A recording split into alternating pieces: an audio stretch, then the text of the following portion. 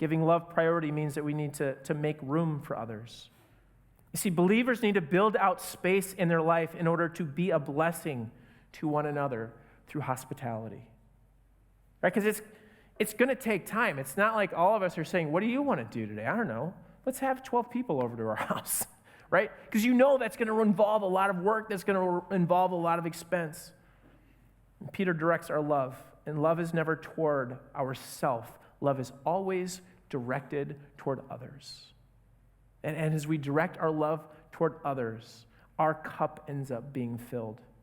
Genuine love is displayed through hospitality and the use of our gifts by serving others. Hospitality is one of the marks of Christian community. The words "without grumbling" acknowledge that those who open their homes might grow tired of their service. So they're encouraged to check their heart to make sure their heart is in the right place. God does not want us serving for the wrong reasons. We should never serve begrudgingly. I remember a few holidays where my mom was not quite up to serving, and you could kind of tell. Like, tensions were short, right?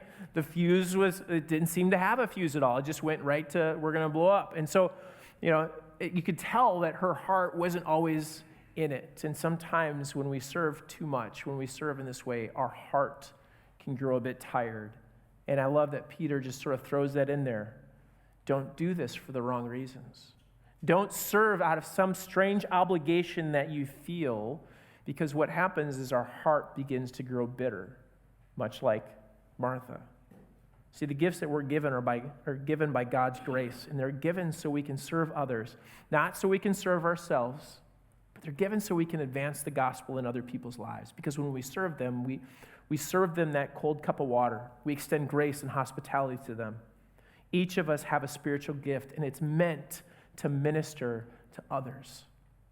When believers use their gifts to strengthen others, they're functioning as good stewards of God's wonderful grace. It's in those moments that we receive God's grace and we pour it out on other people, and we bless them. And that person who's weary, who's tired, who's anxious, whatever their heart is going through, they receive a lift because God's grace is being poured out on them. When believers use their gifts to strengthen others, God is glorified. Hospitality is not easy. In fact, hospitality will always cost us something. It will cost you as you use your time to be a sacrifice for others, as you carve out and make room in your calendar.